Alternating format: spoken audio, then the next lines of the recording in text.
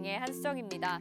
오늘은 정말 몸도 마음도 너덜너덜해진 분들 많으시죠. 아무리 최근에 시장이 좀 지지부진했다라고 하더라도 오늘 같은 코스닥 폭락을 지켜보기에는 정말 힘드셨을 것 같습니다. 그리고 주식시장뿐만 아니라 암호화폐 시장도 동반 하락하게 되면서 정말 이제는 내가 갈 곳을 잃었다 하시는 분들도 있으실 것 같은데요. 여러분들의 자산 괜찮으신가요? 저희 주토피아와 함께 하신 분들은 그래도 우리 홍준 전문가님이 미리미리 시황 분석을 자세하게 해주셨기 때문에 조금은 괜찮으셨을 것 같은데 아직도 TV만 보고 저희 노란톡방에 안 들어오고 계신가요? 저희 노란톡방 오늘도 열어두고 있겠습니다. 화면에 나가고 있는 QR코드 스마트폰 카메라 켜시고요. 화면 비추시기만 하면 바로 노란톡으로 입장 가능한 링크가 뜹니다. 터치하셔서 지금 바로 입장 가능하고요. 또 이 방법도 헷갈린다 하시는 분들은 샵 3989 문자번호로 주토피아 4글자 보내주시면 저희가 노란톡방 안내 도와드리도록 하겠습니다. 오늘은 이 노래가 생각이 나는데요. 상처를 치료해줄 사람 어디 없나? 가만히 놔두다가 끊임없이 덮냐입니다. 여러분 이런 마음 가지고 계신 분들은요. 저희가 위로와 힐링을 전해드리도록 하겠습니다. 오늘은 또 특별히 하락장 대응 방법에 대해서 홈스쿨링이 준비가 되어 있으니까요. 많이 힘드신 분들 저희와 함께 힐링 얻어가시면 어떨까요? 주토피아 시작해 보도록 하겠습니다. 자, 그럼 오늘 시장 점검부터 해보도록 하겠습니다. 국내 시장 아시다시피 오늘 큰 폭으로 하락 마감을 했습니다. 코스피 1.63% 하락하면서 2,550포인트에 마감을 했고요. 코스닥은 거의 4% 가까이 하락을 했습니다. 3.77% 하락하면서 833.66포인트에 거래 마쳤습니다. 자, 오늘 시장에서 중요한 이슈들 두 가지 체크해 보도록 하겠습니다. 시장에 대한 이야기를 안 할 수가 없을 것 같은데요. 저는 미증시도 크게 하락을 했습니다. 나스닥 시장의 영향을 많이 받은 것인지 특히 우리나라에서도 코스닥 시장이 더 큰 조정을 받았습니다. 지난 2월 이후로 처음으로 3% 이상의 마이너스를 보여주면서 상승 종목보다 하락 종목이 월등히 많은 오늘 하루였는데요. 대체 이런 하락장이 언제까지 이어질까요? 저희 주토피아에서 함께 예측해 보시죠. 다음 두 번째 이슈 살펴보도록 하겠습니다. 쌍용차 인수에 관한 이야기인데요. 인수전이 3파전으로 압축이 됐습니다. 관련주가 다시 한번 오늘 시장에서 요동쳤습니다. 특히 오늘은 KG그룹이 파빌리온과 손을 잡고 인수 제안서를 제출했다라는 소식에 KG그룹에 대한 기대감이 실리고 있는 상황인데요. 지속적으로 계속해서 시장에서 움직이고 있는 쌍용차 인수 관련주, 또 후발주로 공략 가능한 종목들 어떤 것들이 있을지 궁금한 분들 저희가 준비했으니까 끝까지 채널 고정해 주시길 바라겠습니다. 자, 그럼 오늘도 주토피아 이끌어주실 우리의 전문가님 소개해드리도록 하겠습니다. 주식이 가장 쉬웠다라고 말씀하시는 분이죠. 누적 수강생이 100만 명을 돌파했고요. 증권사 출신 애널리스트로서 금투사 PB 경력, 1조 원대 트레이더 활동 경력이 있으신 분입니다. 또 실전 투자대회 연속 3회 우승이라는 독보적인 타이틀을 자랑하시는 분이죠. 자, 이분과 그리고 주토피아와 함께하면 뭐니 해도 가장 큰 장점은 끊임없이 나오는 수익률입니다. 오늘 같은 하락장에서도 사실 저희 시크릿 종목 같은 경우에는 안전하게 흘러가 줬었는데요. 이번 주에도 모바일 어플라이언스와 같은 종목이 8% 이상의 수익률을 내줬고요. 이 종목뿐만이 아닙니다. 캔코아 에어로스페이스도 있었고요. 10% 이상씩 상승해줬었던 종목들이 여러 개 있었습니다. 자, 지금 정리를 한번 해보도록 하겠습니다. 시크릿 종목 수익률 탑6 보시면요. 대동기어가 31%, 연우가 27%, 휴스틸이 19%, JN케이터 17%, 한솔 로지스틱스가 16%, 일진전기 14% 등 힘든 시장 가운데서도 순항하고 있는 종목들 보실 수가 있고요. 또 빠른 시간 안에 이 정도의 수익률들 챙겨갈 수가 있습니다. 어떻게 이렇게 매일매일 수익률이 나는지 궁금하시죠? 저희 주토피아에서 비법들도 알려드릴 테니까요. 저희와 함께 하시면 되겠습니다. 시크릿 종목뿐만이 아닙니다. 히든 종목의 수익률도 보시면요. 히든 종목은 노란톡방 안에서만 공략을 하기 때문에 더 안정적으로 더 큰 수익률을 기대할 수 있습니다. 휴림 로봇 428%의 수익률 챙겨가고 있고요. 한신기계 186%, 일성건설 122%, 동신건설도 100% 넘는 수익률들 챙겨갔습니다. 여러분 오늘은 정말 하락장에서 상승하는 종목이 거의 없다시피 했는데 저희 주토피아와 함께 하시면 말 그대로 주식의 유토피아 경험해 보실 수 있지 않을까라는 생각이 듭니다. 자, 이뿐만이 아니죠. 저희가 주식 기초 자료도 제공을 해드리고 있는데 오늘 8강을 또 보내드립니다. 전환사채 발행, 이게 뭔가요? 라는 주제인데요. 궁금하신 분들 있으시죠? 지금 화면에 나가고 있는 QR코드 역시나 스마트폰 카메라로 스캔하시면 노란톡방 입장 가능하고요. 이 주식 기초 자료도 제공을 해드립니다. 1강부터 20강까지 만들어져 있고요. 저희가 하루에 하나씩 보내드리고 있는데 다 모으시면 소책자로 만드실 수 있고 주식 기초 지침서로 삼아 보실 수 있으니까요. 이것도 꼭 챙겨 가보도록 해보시면 좋을 것 같습니다. 자, 오늘도 알찬 내용들로 가득한 주토피아입니다. 특별히 목요일 이 시간은 특별 교육 강의가 준비되었죠. 이름하여 홈스쿨링. 오늘은 지금 시장 넉넉고 계신 분들을 위해서 하락장 대응 방법 알려주신다고 합니다. 저도 정말 기대가 되는데요. 그럼 오늘도 주토피아로 다 함께 떠나보시죠.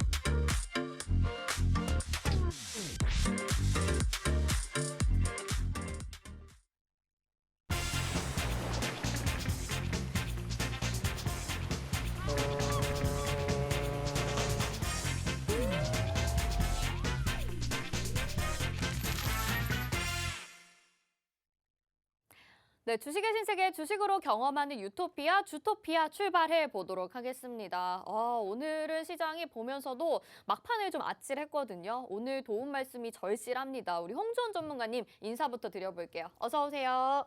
안녕하세요. 네, 전문가님도 기운이 좀 없으신 것 같은데 시청자분들에게 인사부터 일단 부탁드릴게요. 네, 시청자 여러분 반갑습니다.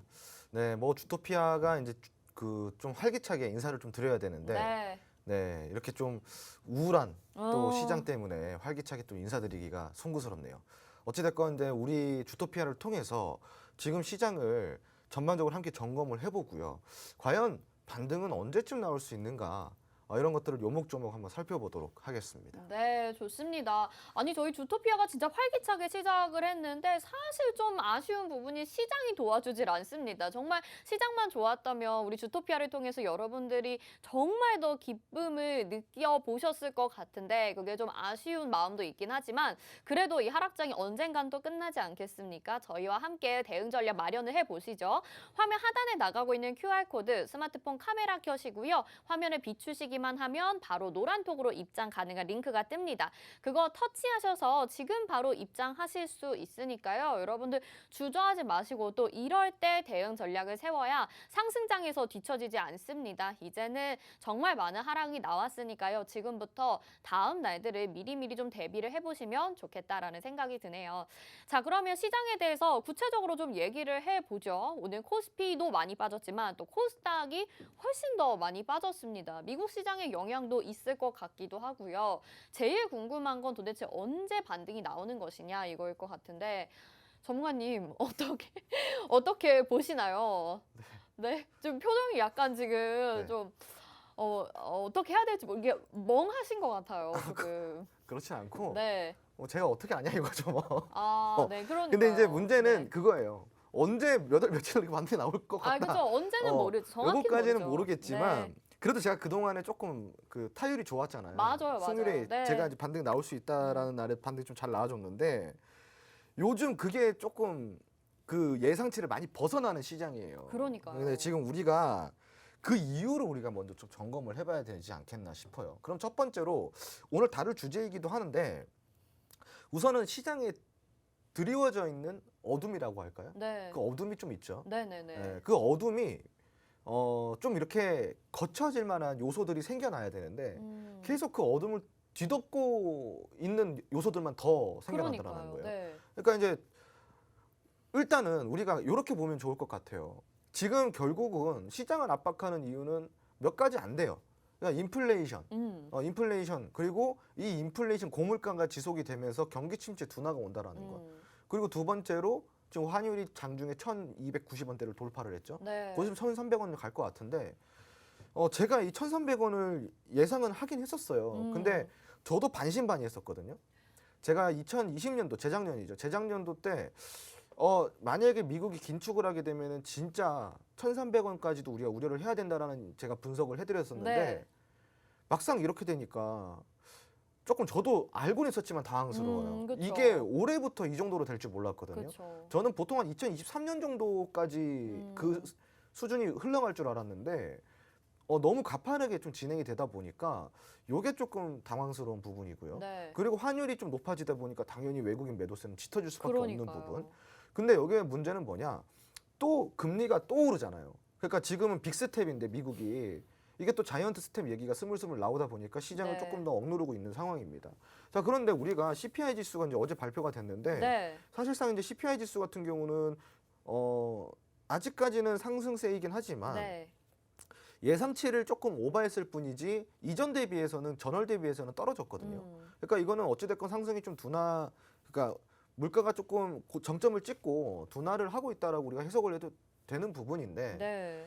지금은 제가 봤을 때는 글로벌 금융 시장이 일부러 지금 이 금융 시장에 공포감을 굉장히 크게 좀 조성을 하고 있는 시점이라고 저는 생각을 하고 그러니까요. 있어요. 이게 CPI 지수 같은 경우에도 어디에 초점을 맞추느냐에 따라 말이 달라질 것 같은데 그렇죠. 말씀하신 것처럼 전월 대비해서는 하락했다 하면 좀 긍정적으로 해석할 수 있는 건데도 예상치보다 상회했다라는 거에 포커스를 맞추게 되면서 그렇죠. 시장이 또 하락을 하게 되는 거죠. 참 저는 아이러니합니다. 저는 이거를 나름대로 몇 가지 해석을 해봤는데요. 네. 우선은 글로벌 금융 시장에서 지금 이 주가 지수 글로벌적으로 유럽도 네. 마찬가지고 우리나라 마찬가지, 미국도 마찬가지고 이 주가 지수에서 상승을 시키기에는 조금 어려움이 있어 보입니다. 왜 그러냐면은 지금 차트를 보시면요. 우선은 지금 이게 일봉 차트인데 월봉 차트를 잠깐 볼게요. 월봉 차트를 보시면은 지금 코스피 차트예요. 자, 그러면은 코스피가 진짜 많이 오르긴 했어요. 많이 올랐었네요. 2년 동안 네. 이 정도 이렇게 올랐는데 이게 비단 우리나라 이야기만이 아니고요. 해외 증시를 보면요. 다우 같은 경우 미국 시장의 다우 같은 거를 보자면은 2020년도부터 해가지고 지금 이렇게 또 올랐단 말이에요. 그러니까 제가 이야기 드리고 싶은 건 뭐냐면은 시장에서 지금 글로벌 금융업계에서 이 시장 속에서 이 정도 지수의 추가 상승을 만들면은 전고점을 돌파를 시켜야 되잖아요. 그렇죠? 네. 전고점 돌파는 조금 부담이 되는 거예요. 그렇죠. 스스로들이. 네. 그러면은 상승을 시키려고 한다면은 방법은 딱 하나죠. 하락을 먼저 시켜야 되잖아요. 그러니까 전고점을 돌파시킬 수는 없어요. 왜냐하면 네. 그게 바로 버블이니까. 지금도 버블이라고 우리가 많이 느끼고 있는데 그렇죠. 네. 추가 버블은 경제 붕괴로 이어지기 때문에 이거는 저는 계획적인 금융시장의 조정이라고 저는 생각을 하고 있습니다. 그러니까 일부러 빅스 지수를 키우고 조금 이런 공포심을 유발을 함으로써 시장의 조정을 좀 강제적으로 이끌어 내리는 시점이 네. 아닌가 싶고요. 네. 그 시점이 어느 정도 조금 흘러간다고 한다면 제가 봤을 때는 지금 코스피 같은 경우는 거의 다 내려왔다라고 저는 판단을 하고 있어요. 왜냐면은 자, 시청자분 잘 보세요. 여기 제가 딱 선을 하나 그어드렸죠. 네. 이 선이 뭐 어떤 선이냐? 코로나 이전에 2017년도부터 2018년도까지 경기 호황기 때, 네. 경기 호황기 때 찍었던 코스피 지수예요. 그러네요. 이게 언제냐면은 2018년 초예요. 그러니까 이때가 그 지속적으로 2016년도부터 2018년도까지 경기 호황이었죠. 이렇게 경기 호황이 좀 지속이 됐을 때 2,580포인트대를 돌파를 했습니다. 그리고 좀 하락이 나왔죠. 그러면은 지금 이 조정은 이전에 있었던 2018년도 때 경기 호황기에 있었던 정보점 부근까지 내려왔다라는 거예요. 네. 그 제가 이야기를 드리는 거는 코로나 이전, 그러니까 코로나 이후가 버블이라고 한다면 쉽게 이야기해서 이게 버블이라는 거잖아요. 시장에서 얘기하는 거는. 그렇죠. 그럼 이 버블이 이미 지금 시장에서 꺼졌다라고 우리가 해석을 해도 되는 부분이 어디냐? 2018년도에 정고점 부근까지 내려왔기 때문에 이제는 이 버블은 꺼졌다라고 봐도 되는 부분이라고 네. 제가 이야기를 드리는 겁니다. 네. 그러면은 그냥 단순하게 생각을 해서 지금이 이제 거의 바닥이지 않냐는 거예요. 2018년도 이후에 지금 2022년도에 4년이 지났어요. 네. 그럼 4년 동안 지수가 한마디로 지금 이 지수면은 제자리 걸음을 했다는 소리예요. 그렇죠. 그렇죠? 그러니까 그거는 말이 안 되는 거고 어찌됐건 경기 성장이 둔화가 됐다고 하더라도 2018년도보다는 2022년도가 글로벌 경기는 더 성장이 되어 있습니다. 네. 둔화라고 하긴 하지만 그러면은 그 주가 지수는 어느 정도로 반영을 해줘야 되냐? 적어도 2018년 때 이상만큼 반영을 해줘야 된다라는 거예요. 그러니까 지금은 바닥을 거의 다 찍었지 않을까 하는 게 네. 첫 번째 분석이고요. 네. 그리고 인플레이션이다, 금리 인상이다 이런 것들은 이미 시장에 많이 반영이 되어 있고 학습 효과가 있습니다. 그러니까 더 이상 요것 때문에 시장이 반응을 한다라는 거는 말이 안 되는 거고 결국은 아까도 제가 이야기드렸던 글로벌 금융 업계에서 일부러 지금 이러한 분위기를 유도를 하고 있다. 네. 그럼 여기에 우리가 어떻게 해야 되냐? 대응하면 안 된다라는 거예요. 대응하면 안 된다. 네, 대응을 하면 안 돼요. 여기에 동조가 되면 안 되는 겁니다. 네네. 그러니까 첫 번째로 시장이랑 감정 싸움을 지금 하시면 안 돼요. 지금 화나잖아요. 네. 열받죠? 감정 많이 상했어요. 짜증 지금 나잖아요. 사실. 지금 네. 그죠? 굉장히 저 삐졌죠 지금. 네. 아니 네. 저희 다 삐졌어요 지금. 네. 네. 동병상련입니다. 그러면 그런 감정을 시장에 드러내서는 안 되는 거예요. 왜냐하면 우리가 왜 그러시죠? 너무 어. 너무 속상해가지고요. 아 그래요? 네, 이게 티 안 내는 것도 사실 힘들잖아요.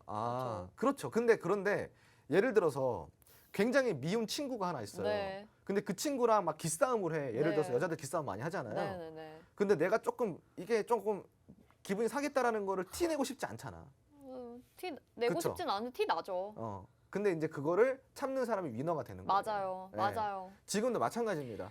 이 감정을 여러분들 참아내셔야지 이 시장에서 위너가 될 수 있는 거예요. 네. 자, 다우지수도 마찬가지예요. 지금 다우지수도 제가 다시 한번 보여드릴게요. 네. 월봉으로 보자면은 자 2019년도까지의 자 여기가 그 고점이에요. 28,860포인트대. 네. 여기가 2019년도 때 경기 성장이 네. 한참 이루어졌던. 그리고 그 이후에 버블이라고 얘기했던 우리가 이 대상승장. 여기인데 근데 요거 보면은 다우는 더 빠져야 되는데요? 아니죠. 아니에요?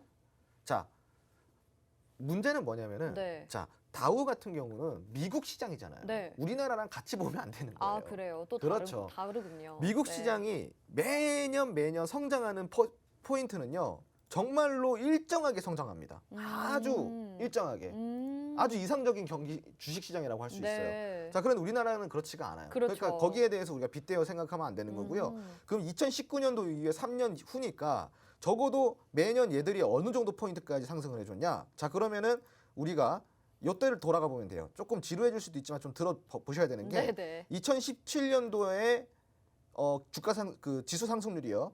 19,800포인트에서 얼마까지 올랐냐? 자, 24,800포인트까지 올랐어요. 네. 그러니까 약 6,000포인트 정도, 네네. 6,000포인트 정도 오른 거죠. 네. 자, 그리고 2018년도에는 미중 무역 분쟁 때문에 큰 어떤 흐름 보이지 못했지만 2019년도는 어떻게 출발했냐면은 23,000포인트에서 거의 마지막까지 갔을 때 12월 달이 28,000포인트. 네. 마찬가지로 한 6,000, 네네. 5,000포인트 정도 올랐죠. 네. 그러니까 미국 시장은 항상 매년 4,000에서 6,000포인트.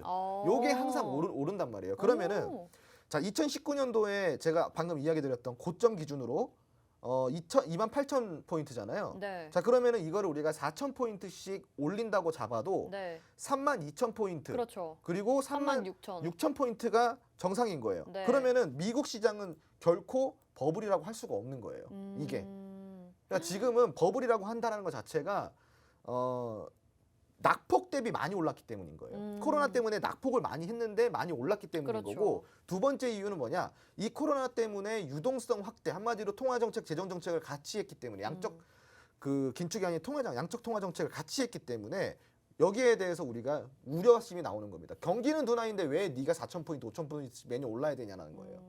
자, 그러면은 우리가 3년 중에 인정할 수 있는 부분은 3년 동안 아예 경기 성장이 없었던 건 아니잖아요. 네네. 그러면은 3년 중에 2년은 포기하고 1년을 우리가 가지고 오더라도 4,000포인트는 올려줄 수 있는 거잖아요. 그렇죠. 그러면은 2019년 대비 28,000포인트가 고점이니까 4,000포인트를 더하면은 32,000포인트가 네. 되는 거예요. 그러면은 지금 보시면은 31,800포인트잖아요. 네.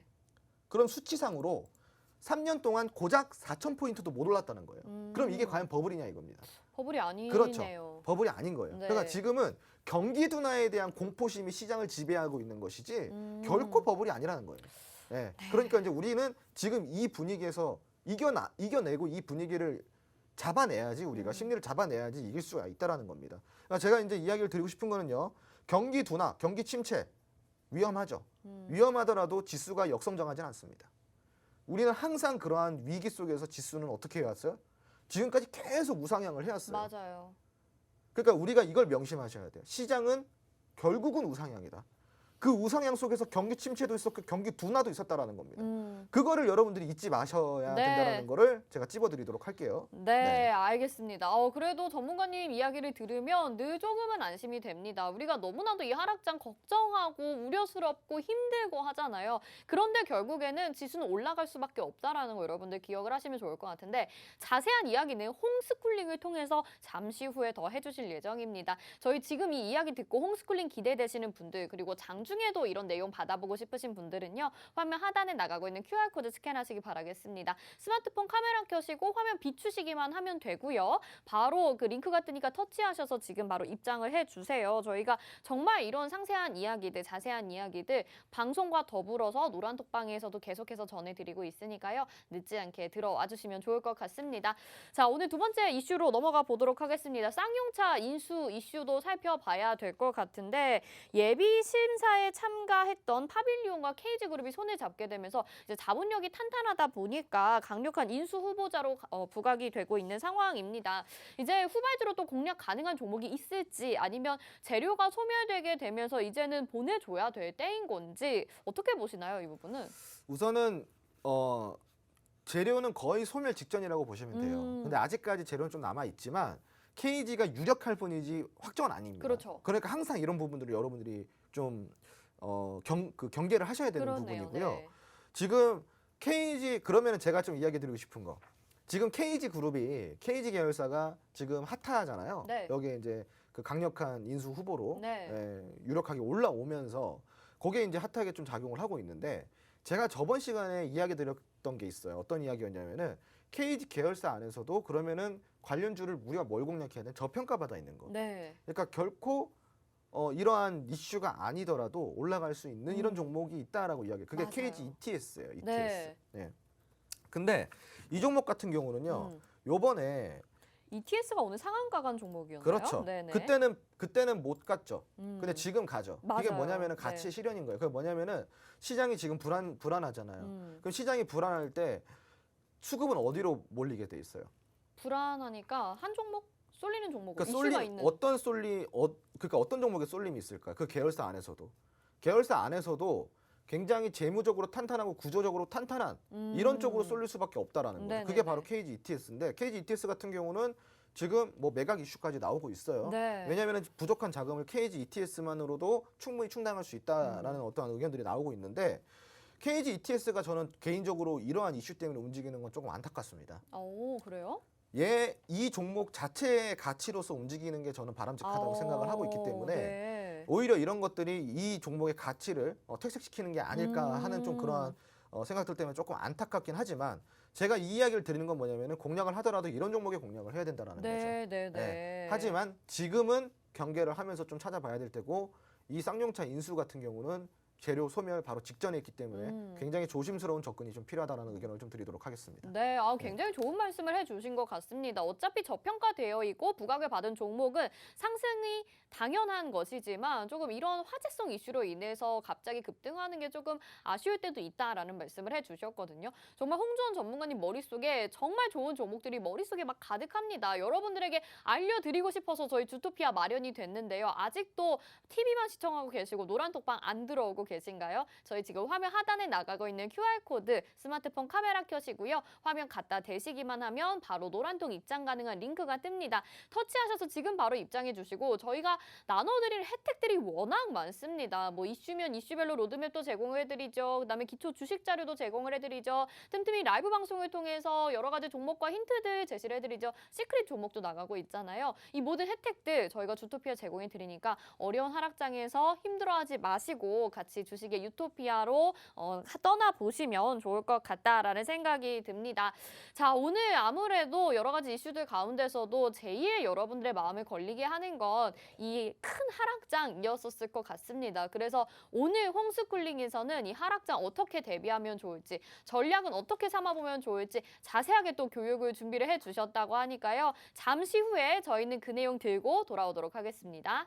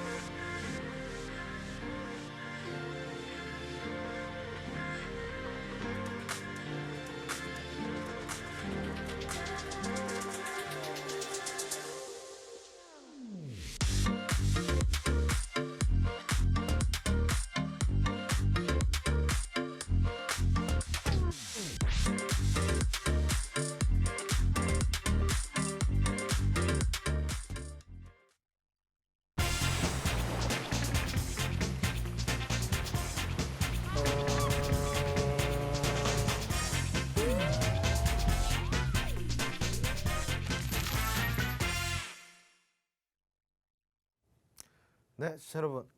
매주 목요일 주토피아에서만, 오직 주토피아에서만 볼 수 있는 홈스쿨링 시간입니다. 홈스쿨링 인기가 지금 대단한데요. 오늘은 송구스럽게도 조금 무거운 주제를 가지고 나왔어요. 왜냐하면 지금 하락장이다 보니까 지금은 특별한 어떠한 투자에 대한 소스나 강의보다는 과연 이런 하락장에서는 우리가 어떻게 대응을 해야 되는지, 이게 더 중요하다고 저는 생각을 했습니다. 그래서 제가 오늘 가지고 나온 주제는요, 주식시장의 대응을 위한 긴급 종합 브리핑, 한마디로 지금 시장 하락장의 우리가 대응법, 이걸 배워볼 거예요. 하락장 대응법. 자, 그러면은 흔들리는 이런 시장 속에서 어떠한 것들을 우리가 먼저 해볼 수가 있을까요? 그거를 오늘 한번 점검을 해보도록 하겠습니다. 자, 우선은 현재 증시를 한번 점검을 해봐야겠죠. 왜 현재 증시를 점검을 해봐야 될까요? 이게 바로 첫 번째입니다. 하락장의 원인을 알아라. 원인. 하락장의 원인을 알아야 대응이 가능한 거죠. 그러니까 원인을 알려고 그러면 어떻게 해야 돼요? 종목에 집중을 하시면 안 되는 거예요. 지금 오늘 같은 경우도 노란톡 안에서 아이고 뭐 내 종목이 어떻고 저떻고 막 곡소리가 납니다. 아니 그런데 답답합니다. 정말. 시청자분들. 본인 종목만 빠지는 것 같아요? 아니에요. 시장이 다 빠지는 건데 뭘 계속 본인 종목만 빠지고 있다 그럽니까? 그게 답답한 거죠. 본인 종목 빠지는 걸 보는 게 아니라 지금 증시가 왜 빠지는지를 보셔야 되는 거죠. 그죠?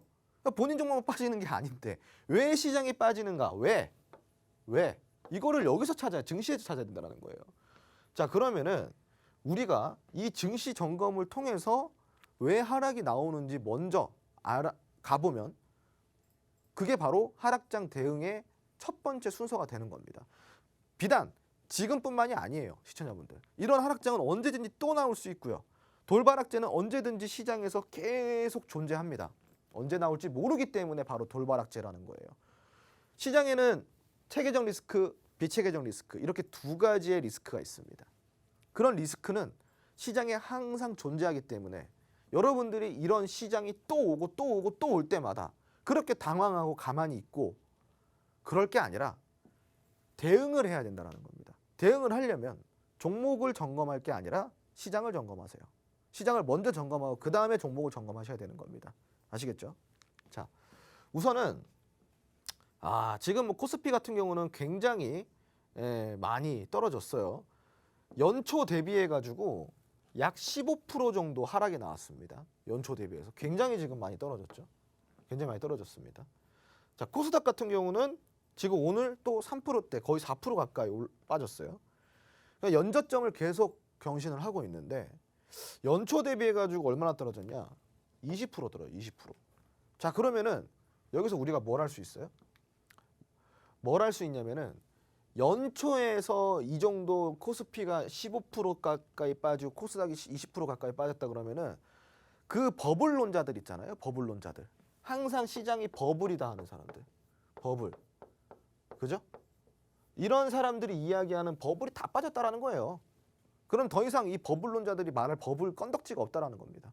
자, 그러면은 이 버블이 다 빠졌는데 더 빠지는 걸 어떻게 설명할 거냐? 이 말입니다. 그러면 말이 안 되는 거죠. 제가 이야기 드리는 거는 단기간 안에 2020년, 2021년까지 단기간 안에 폭등들이 나왔지만 거기 안에서 전부 다 버블이다? 버블 시장, 그 시장 자체가 버블이다? 결코 아닙니다.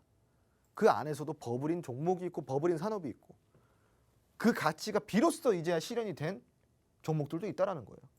그럼 절반을 나누자고요. 그죠?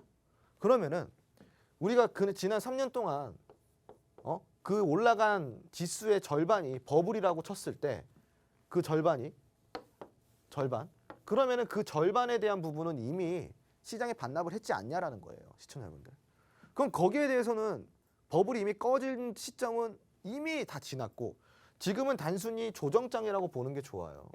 그래서 시청자분들, 제가 정확히 이야기 드리지만 지금은 버블 시장이 아닙니다. 버블 꺼진 지 오래됐어요.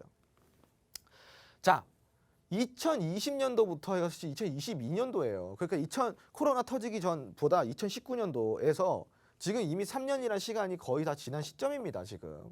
그럼 3년 동안 지수가 그 자리에 있다라는 게 말이 돼요? 아까 제가 방송에서 뭐라 그랬어요? 코스피 지수가 2019년도 대비해가지고 고점 대비해서 더 밑으로 떨어졌다니까요? 그럼 3년 동안 아무런 성장이 없다라는 게 말이 되냐 이거예요. 그렇지가 않다라는 거죠. 그러니까 지금은 우선 시장의 하락의 원인은 버블 때문은 아니다. 단순히 공포심, 한마디로 시장이 주식시장이 아닌 글로벌 경제시장이 침체가 될 것이다. 뭐 때문에? 금리가 오르고 가계부채가 늘어나고 물가를 잡기 위해서 금리는 또 올리고 그러다 보면 돈이 마르고 그러다 보면 유동성이 축소되고 그러면은 자산시장에 자본들이 이탈이 되는 현상이 나오기 때문에 그거를 어떻게 하고 있다? 미리 선반영시키고 있다. 그것도 아주 과하게 의도된 하락이라는 겁니다. 그러니까 우리는 여기서 의도된 하락 이 부분을 우리가 체크를 하셔야 되는 거예요. 지금은 제가 딱 이야기 드리지만 더 이상 빠질 수 있는 구간은 다 빠졌다 보시면 돼요. 모르죠. 추가적으로 조금 더 빠질 수는 있겠지만 지금은 빠질 수 있는 구간이 그렇게 깊숙하게 더 남아있지가 않습니다. 그러니까 지금부터는 우리가 공포심을 조금 서로 잠재워 놓아야 된다. 이해되셨겠죠? 그러니까 지금 막 두렵고 하신 분들은 너무 무서워하지 마세요. 지수가 올라옵니다. 이제 곧. 자, 그럼 지금 이 상황에서 질문들을 많이 하시는 게 있어요. 종목이 너무 빠지네요. 여윳돈으로 물을 탈까요? 아니면 새로운 종목을 살까요? 이런 질문들을 하세요.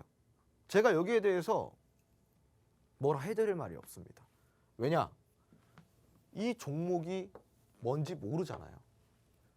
그럼 제가 거기서 어떤 답을 드려요? 그죠? 답을 드릴 수가 없는 거예요.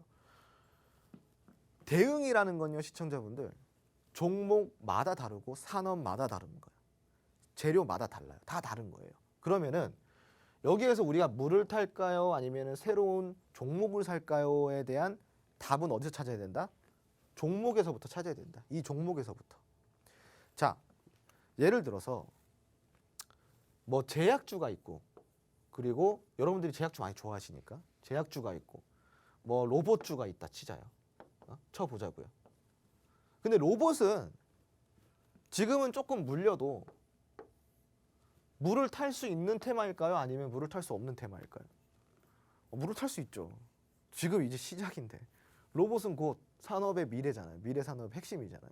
그러니까 지금은 트렌드를 가지고 가고 있고 제약은 코로나로 이미 제약주들이 어떻게 폭등을 한번 쫙 했다가 지금은 뭐예요?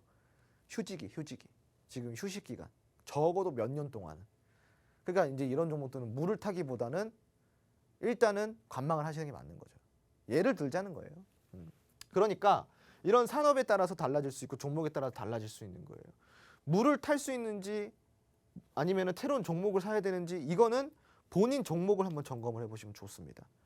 만약에 내가 그런 것들에 대해서 조금 추가적으로 정말 궁금하다. 종목을 어떻게 공부를 하나요? 그것은 노란톡 메신저 안에서 제가 알려드릴게요. 노란톡 들어오시면요. 그 본인이 갖고 있는 종목의 점검 방법, 어떻게 점검을 해야 되는지 그것들 다 알려드릴 테니까 스스로 점검 한번 해보시기 바랍니다.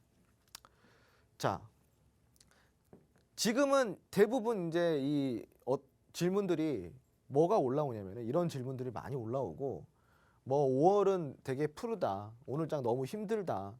보유 종목이 갑자기 10% 하락했다. 다시 올라갈 수 있냐? 이런 질문들을 하세요.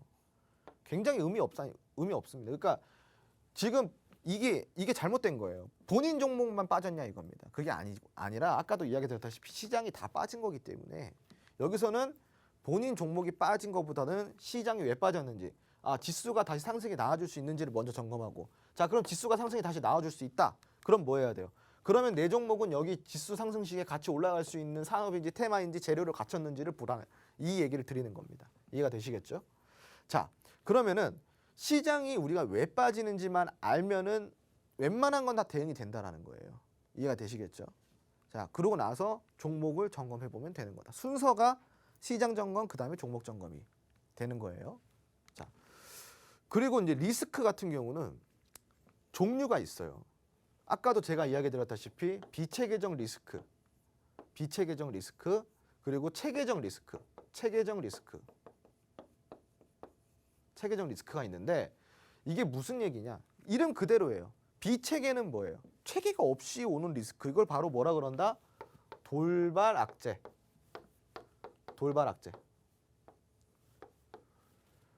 체계적 리스크는 예상된 악재. 그러면은 제가 시청자분들께 문제 한 개 드릴게요.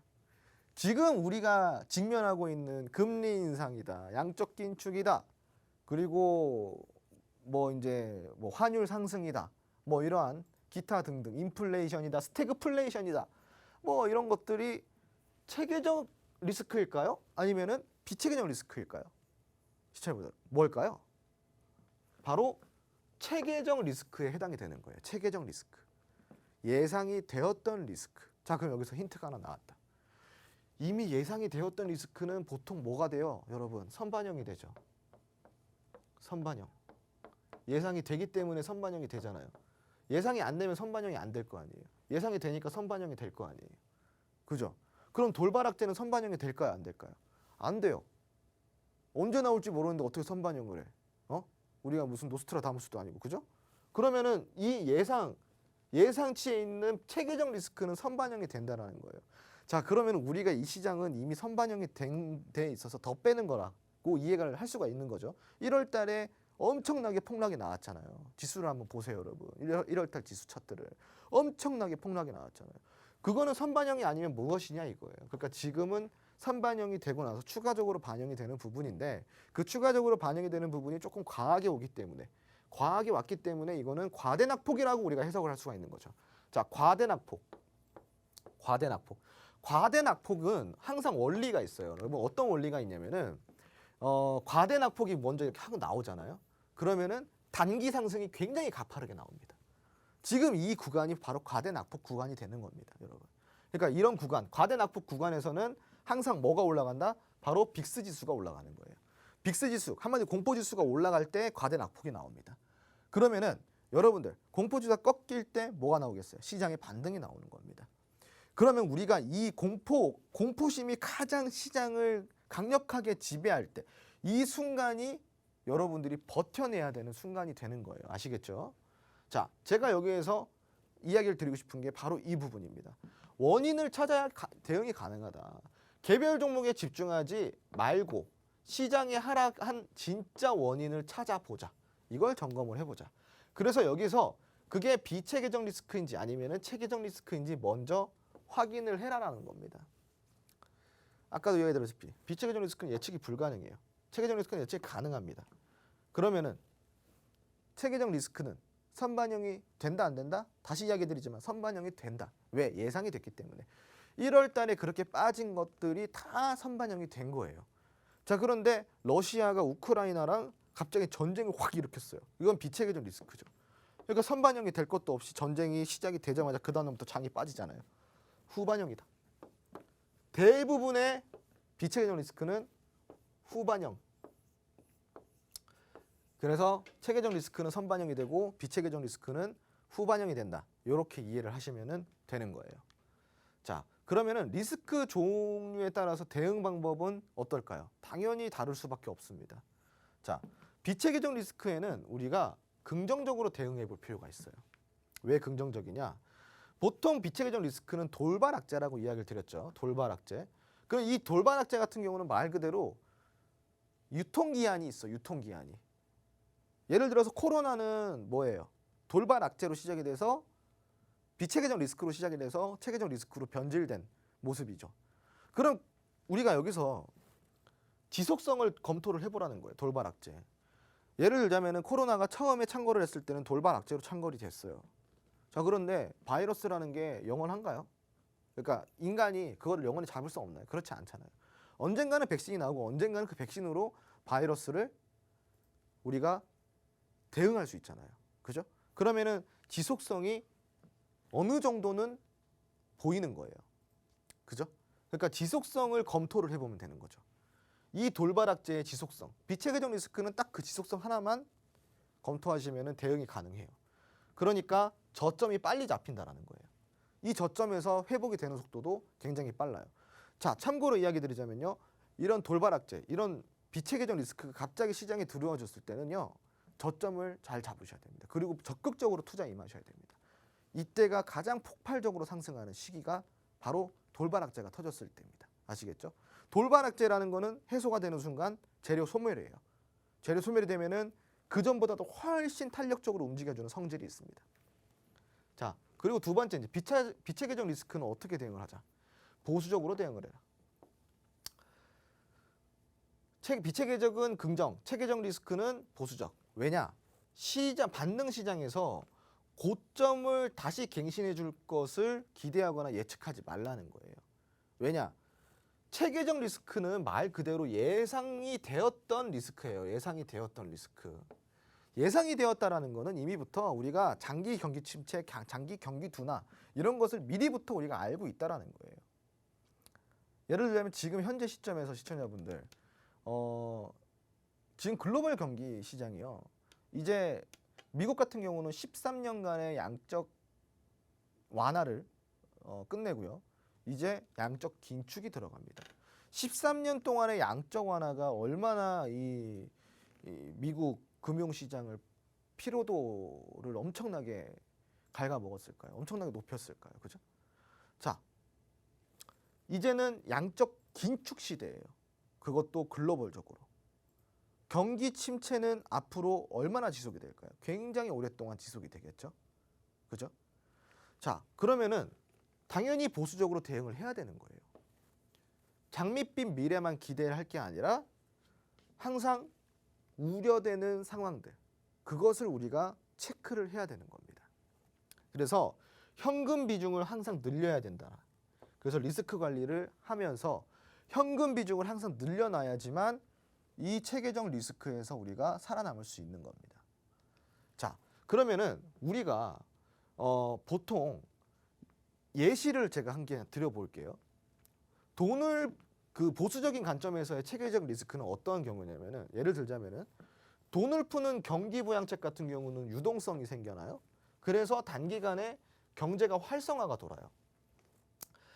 그럼 반대로 뭐가 일어나요? 돈이 많아지니까 사람들이 막 뭐 이거 살 거 아니에요. 여러분, 돈이 갑자기 주머니에 10,000원 있다가 20,000원 있어요. 20,000원 있다가 40,000원 있어요. 그럼 우리가 마트에 가가지고 오늘은 막 계란에다가 밥 먹으려고 그랬는데 갑자기 20,000원 있다 40,000원 생기니까 계란에서 돼지고기로 바뀔 수도 있는 거잖아요. 그죠? 그러니까 계란 한 판 살 거 2판 살 수도 있고. 그죠? 그 우유도 원래는 이제 뭐 유통기한 막 보면서 어떻게든 저렴하게 살려고 그랬는데 1+1짜리 막 집어들잖아요. 그냥 막 돈을 한마디로 조금 더 헤프게 쓰잖아요. 그죠? 돈이 풀리니까. 이게 당연한 경기의 원리예요. 그러면 당연히 뭐가 올라와요? 물가 상승이 오는 거예요. 물가 상승이. 경기가 좋지 않을 때는 인플레이션이 오죠. 그러니까 그 물가 상승이 인플레이션이 오죠. 그럼 경기가 좋지 않을 때 인플레이션은 어떻게 만들까요? 이미 물가 상승이 됐어요. 이미 물가 상승이 됐어요. 그러다가 갑자기 돈을 막 갑자기 이렇게 막 시장에서 돌던 돈들이 이제 막 다시 돈을 달래요. 어떻게 돈을 달라 그래요? 시장에서 돈을 어떻게 달라 그래요? 처음에는 분명히 금리 1%대였는데 갑자기 금리가 3% 4% 내년에 더 높아진대. 그리고 이제 다시 빨리 갚으래. 다시 회수를 해가잖아요. 그죠? 그러면은 내 주머니에 계속 돈이 이제 없어져. 그럼 어떻게 돼요? 물가는 이미 올라 있는데. 그러면 당연히 소비가 줄어들고 기업의 운영까지 악화가 되는 거예요. 단순한 경기의 원리, 경제 원리예요. 그러다 보니까 경기의 전반적인 부분이 어려워질 수 있기 때문에 이러한 인플레이션의 영향은 예측이 가능한 체계적 리스크에 해당이 된다라는 거예요. 이게 어느 정도 풀릴 때까지 우리는 장기간으로 보수적으로 좀 대응을 해야 된다는 거죠. 이해가 되시겠죠? 시장이 좋을 때 체계적 리스크를 전혀 고려하지 않고 매매하는 사람이 있다면 예측이 가능한 체계적 리스크는 시장이 좋을 때부터 조금씩 고려를 해보자라는 겁니다. 제가 여러분들한테 드리는 말은. 자, 그러면은 지금 시장 리스크 점검을 현재 시장 리스크는 무엇인가 점검을 한번 해볼까요? 우선은 원달러 환율의 상승이 있어요. 지금 장중에 오늘 장중에 1291원까지 돌파가 나왔는데 1300원 돌파 가능성을 좀 열어둬야 된다라고 뒷북을 치고 있습니다. 제가 이거를 언제부터 이야기를 드렸는데 자 우선은 환율이 오르면은 외국인이 떠나가요. 그러니까 외국인의 부재가 있을 수 있기 때문에 환율이 떨어지는 시점, 환율이 추세가 이렇게 올라가다가 꺾이는 시점이 외국인이 다시 들어오는 시점이 될 수 있다. 그럼 우리가 이제 한계 체크를 했죠. 그러니까 항상 환율을 좀 체크해보자 이야기를 드릴 수가 있겠고요. 두 번째는 결국은 금리 인상인데 빅스텝, 자이언트 스텝, 빅자. 자, 빅은 50bp, 자이언트는 75bp, bp. 이게 뭔 차이냐? 0.5% 올리냐, 0.75% 올리냐 이거예요. 예. 근데 이제 요번에 0.75bp를 올릴 수 있다라는 게 이제 현재 시장을 조금 더 누르는 가능성인데 이거 그러면 웃긴 거 아니냐 이거예요. 벌써 지난달에 FOMC 회의 전에 0.75bp 올릴 수 있다고 시장 뺐잖아요. 지금 또 빼는 거잖아요. 똑같은 이유로. 그러니까 지금 여기에서 농락당하지 말자라는 겁니다. 자, 그리고 러시아와 나토의 충돌 가능성이 올라오고 있다는 거. 이게 지금 굉장히 이게 제일 문제예요. 이게. 그러니까 지금 이거는 언제 어떻게 될지 모르는 돌발 악재라는 거죠. 그 시장에는 크게 봤을 때 이러한 악재들이 있어요. 자, 그러면 우리가 이런 악재들 속에서 뭐 계속 여기서 공포심만 느끼고 있을 거냐 이겁니다. 그렇지 않아요. 지금 일단은 제가 아까도 이야기 드렸지만 시장은 언제 그랬냐는 듯이 다시 올라오고요. 지금 이러한 상황들은 이미 선반영이 될 대로 되었기 때문에 지금 흔드는 구간은 어떤 구간이다? 한마디로 공포심으로 시장을 장악하기 위한 개미를 흔들기 위한 구간들이 되는 겁니다. 글로벌 금융업계에서 작정을 했다는 겁니다. 여기서 흔들리시면 안 된다는 거고요. 이런 시장 속에서 우리가 대응할 수 있는 방법 그리고 이런 시장 속에서 공략할 수 있는 종목들 지금 저점에서 싸게 박앤세일을 하고 있잖아요. 이런 종목들을 잡아내야 되는데 여러분들 지금 노란톡방 들어오셔가지고요.